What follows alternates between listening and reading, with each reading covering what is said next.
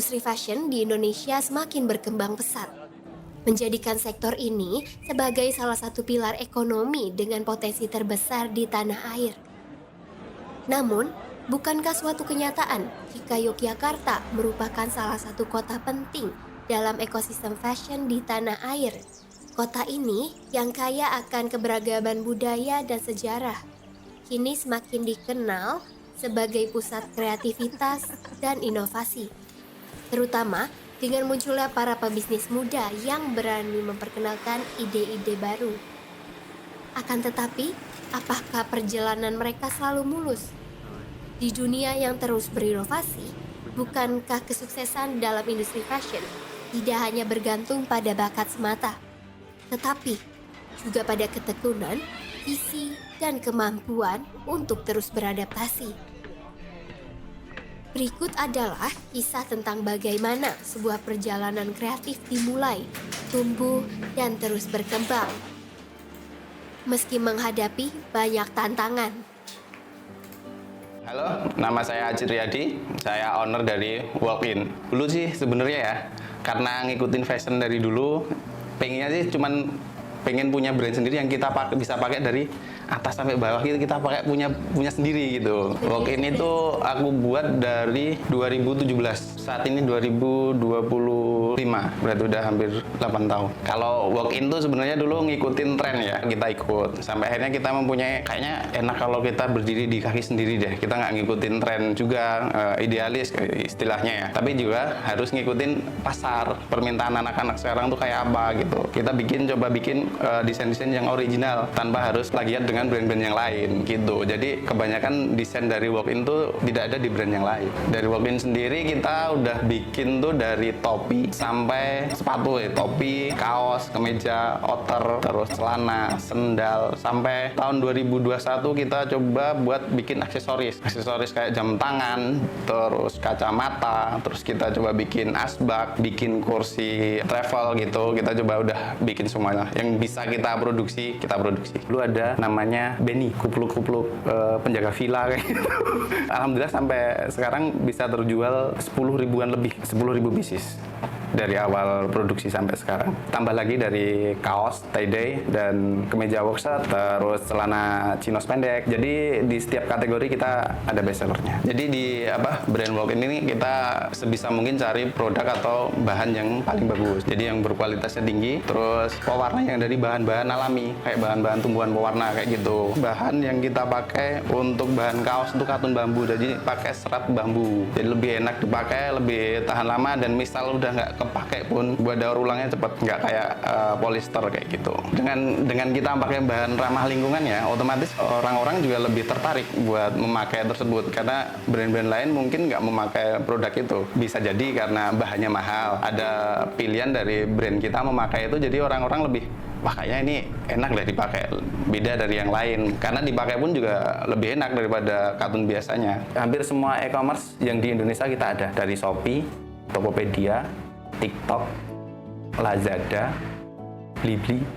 Kalau sekarang masih di Shopee, disusul sama TikTok gitu. Kita tergabung di beberapa komunitas lokal maupun yang skalanya nasional, kayak yang di lokal tuh kita ada Indie Clothing Carnival, terus ada Parade Jogja, terus yang nasional ada J-Cloth sama Kickfest. Itu event-event yang komunitas yang sering bikin event di kota-kota yang belum pernah ada event sebelumnya. Produksi dibantu dengan beberapa temen dari sekitaran sini, UMKM sini kan. Jadi kita kerjasama dengan mereka, kita bikin baju dibantu mereka yang cari bahan. Kita cari bahan, milih bahan, kita sodorkan ke produksi, terus mereka yang ngerjain semuanya, kayak dari sablon. Jadi dengan UMKM sekitar tuh bisa terbantu lah usaha kecil kayak gini. Nilai dari produk Walk-in sendiri yang mungkin bisa saya tawarkan ke teman-teman atau customer yang Walk-in yang selama ini pakai ya, kita selalu memperhatikan kualitas, atau kualitas selalu kita jaga untuk produksi yang kita bikin, produk-produk yang kita bikin. Terus pastinya original ya produk-produk yang kita bikin, tanpa ada plagiat dari brand-brand lain, jadi pasti tidak ditemukan di brand lain. Jadi mereka lebih pede mungkin pakai produk Walk-in-nya.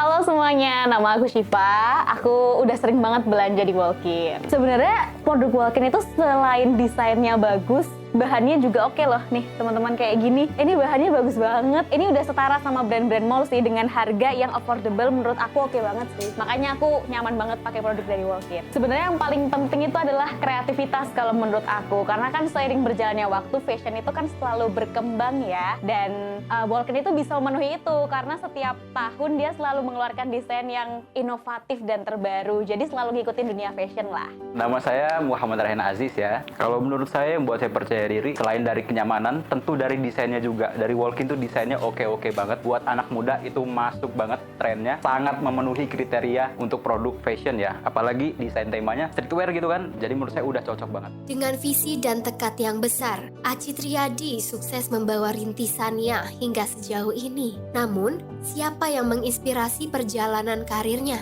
yang selalu mendukung setiap langkah dan keputusan yang diambil? Saya Siti Nurjana, saya istri dari Mas Acit selaku owner dari Walk-in. Dulu awal mau menikah, padahal dari nol, benar-benar dari nol tuh karena saya yakin dulu yang pertama kalau Mas Acit itu bisa membahagiakan saya meskipun belum memakai materi saat itu. Karena benar-benar saya nemenin Mas Acit itu benar-benar dari nol, benar-benar kami berdua bukan anak orang kaya, kami berdua tumbuh di keluarga yang sederhana, tapi saya melihat kegigihan Mas Acit itu sangat luar biasa untuk membahagiakan saya. Dia sosok yang bertanggung jawab dan selalu ada. Mas Acit itu orang yang tumbuh dari keluarga yang sederhana, tapi dia selalu berjuang, kuat tenaga, pekerja keras, selalu berusaha membuat saya bahagia. Tidak pernah meninggalkan saya dalam kondisi apapun. Dia selalu ada, dia selalu berjuang, dia selalu berusaha mengupayakan apa yang kami butuhkan. Jadi bagaimana bisa saya nggak jatuh cinta selalu sama beliau setiap harinya. I love you. Kalau pasangan itu tuh saling gitu, saling take and give, saling mensupport apapun keadaannya, gimana pun kondisinya.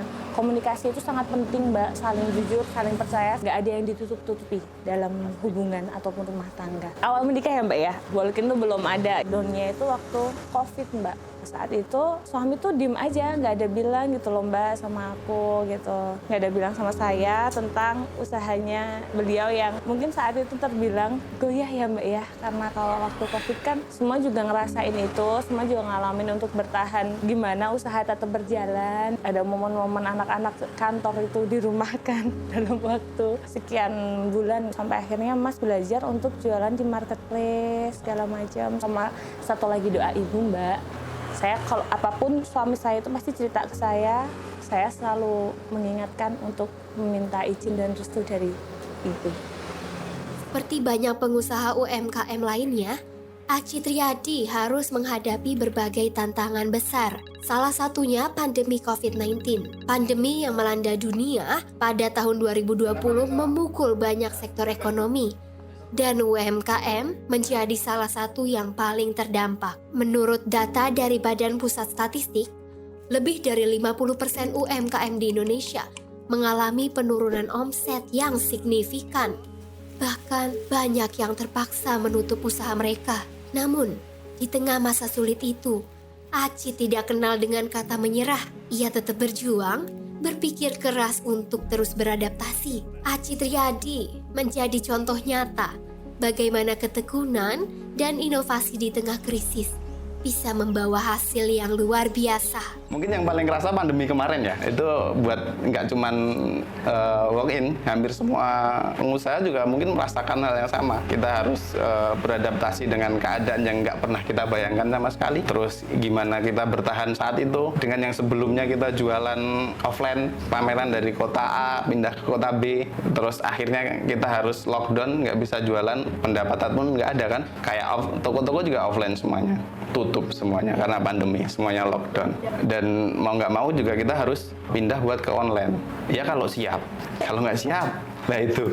Dan kebetulan beberapa bulan sebelum lockdown itu atau pandemi tersebut, keinginan buat belajar online itu tinggi banget. Jadi pas kejadian pandemi itu kita udah siap lah buat ngadepinya. Meskipun saat itu juga masih belajar ya. Ada beberapa bulan yang kita harus nggak dapat pendapatan, terus harus meliburkan beberapa anak-anak. Kita juga harus berpikir kelas nih, gimana ini anak-anak kayak gitu. Gimana kelanjutan mereka kerja di sini. Sampai akhirnya 3 atau 4 bulan setelah lockdown itu kita bisa struggle sampai sekarang, bisa bertahan, dan alhamdulillah dari penjualan yang perharinya cuma 1, 2, sampai 10, sampai akhirnya bisa ratusan, dan mudah-mudahan sampai ribuan, amin, alhamdulillah. Tentang penjualan sih dulu, namanya juga orang jualan naik turun ya, jadi sebelum covid pun juga penjualan tuh naik turun, kadang bagus, kadang enggak gitu. Terus ada di momen-momen, kalau fashion tuh ada momen-momen kayak awal tahun itu agak sepi, terus pertengahan di back to school tuh rame lagi, terus di momen-momen lebaran sama Natal tuh naik lagi. Satu-satunya solusi saat itu buat mempertahankan brand ini ya jualan online. Kita harus tetap menjaga kualitas juga. Pas jualan online itu harga semuanya anjlok, harga semuanya turun. Ya, sedangkan orang-orang yang udah pernah beli produknya walk-in, mau nggak mau mereka harus mendapatkan produk yang serupa gitu loh.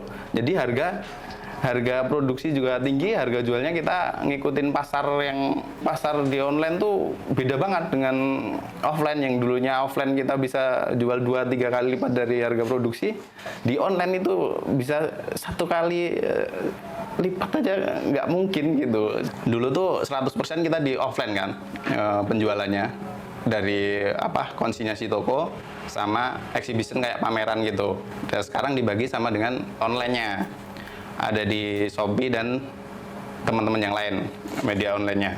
Dari yang dulu 100% dari offline, gini bisa di angka 60-40. 60-nya kebalik, ke online-nya sekarang yang kencang.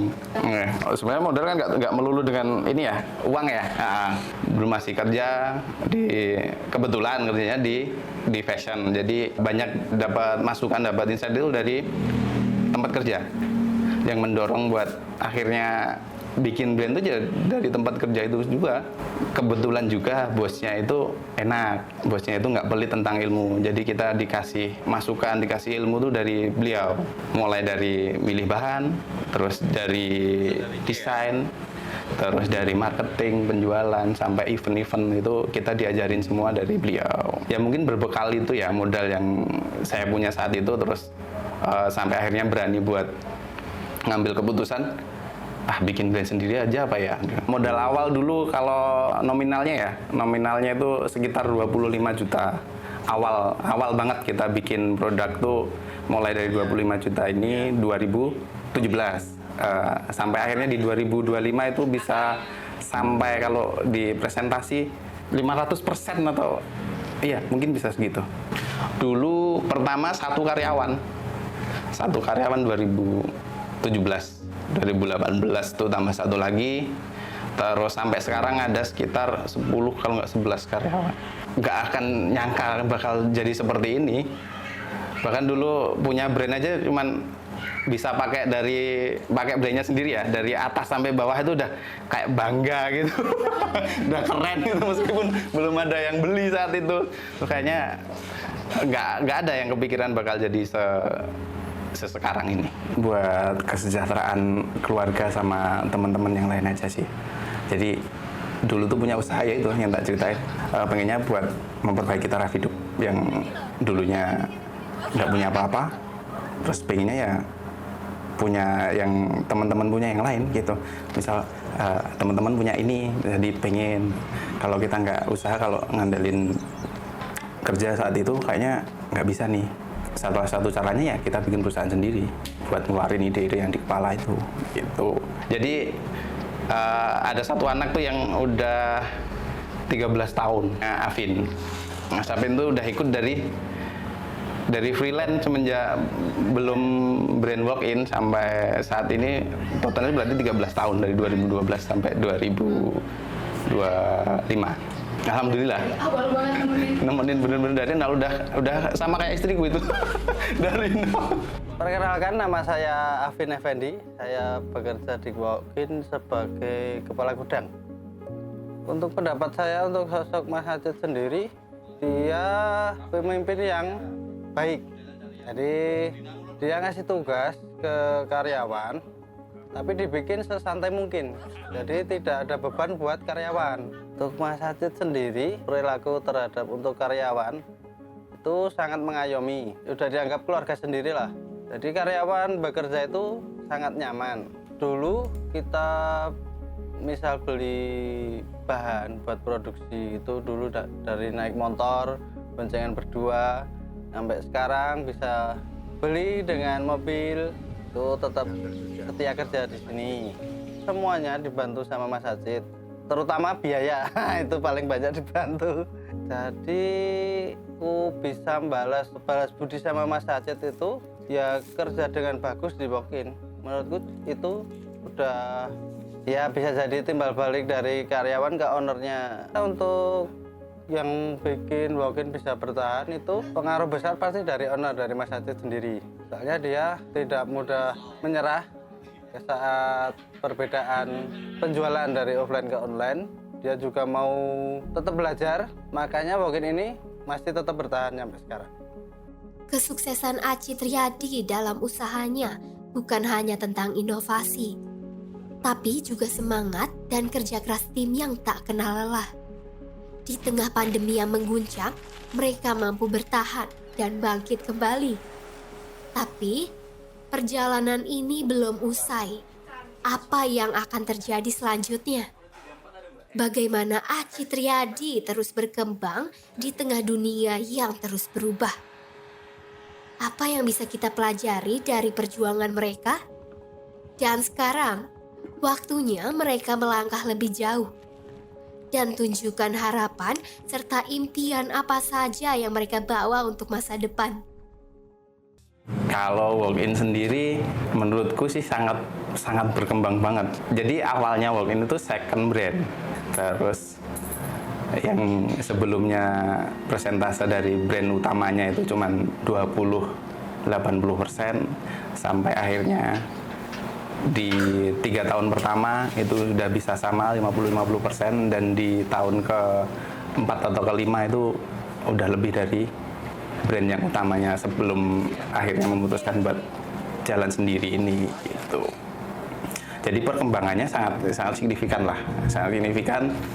Terus ya pengennya makin tahun makin bertambah lagi, nggak cuma stuck di sini, yang lebih berkembang, lebih banyak inovasi yang kita buat anak-anak juga lebih sejahtera lagi. Inovasi dari walk-in sendiri sih yang udah kepikiran ya saat ini ya, bikin artikel baru dari walk-in. Sekarang kan berfokusnya ke fashion male ya, atau fashion pria ya. Pengennya sih ada satu brand lagi, atau di walk-in sendiri juga bisa kita bikin produk yang khusus anak-anak. Tekad yang besar buat usaha tuh jangan gampang menyerah. Terus kita nyoba A, B, C, D itu kita coba semua dulu. Nggak tahu hasilnya seperti apa, yang penting kita nyoba dulu aja lah. Jangan milih-milih, jelas itu. Karena kalau kita nggak nyoba kan kita nggak tahu mana yang menghasilkan, mana yang hasil yang terbaik itu dari mana gitu. Makanya kita di brand ini juga berinovasi terus biar kita tahu mana yang jadi best seller, mana yang diminati oleh teman-teman di luar sana gitu. Busnya itu yang pertama yakin, jangan pernah berhenti berusaha, jangan gampang menyerah, jangan berhenti buat belajar. Pokoknya dimulailah dari satu langkah. Dengan untayan mimpi yang tak pernah pudar, ia merajut asa menjadi kenyataan. Perjalanan karirnya adalah simfoni kepahlawanan, di mana setiap nada adalah tetesan keringat dan air mata. Setiap langkah adalah perjuangan melawan keraguan. Nah, Mas Acit itu membuat walk-in itu nggak sebentar. Dia masih muda, tapi dia walk-in ini perjuangannya luar biasa. Satu banget pernah. Sekarang walk-in seperti ini mungkin dengan perjalanan yang panjang. Ya mungkin kalau kita cuma lihat sekarang, oh enak banget. Tapi perjuangannya mungkin kita nggak tahu seperti apa. Aku diceritain aja, wah memang berat. Modalnya nggak sedikit. Saat seperti ini cari tim juga nggak mudah.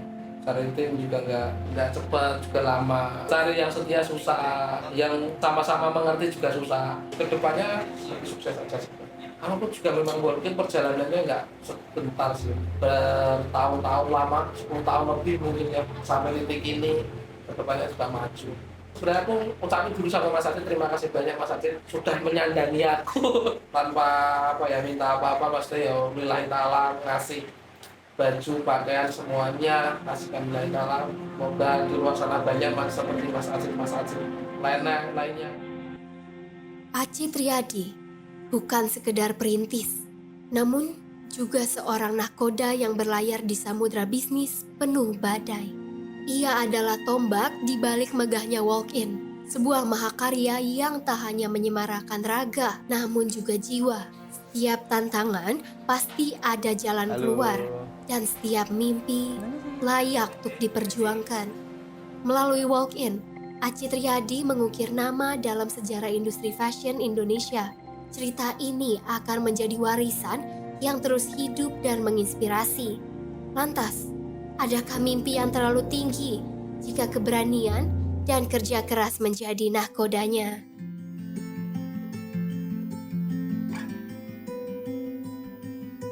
Dimulai dari satu langkah. Semua pasti bisa.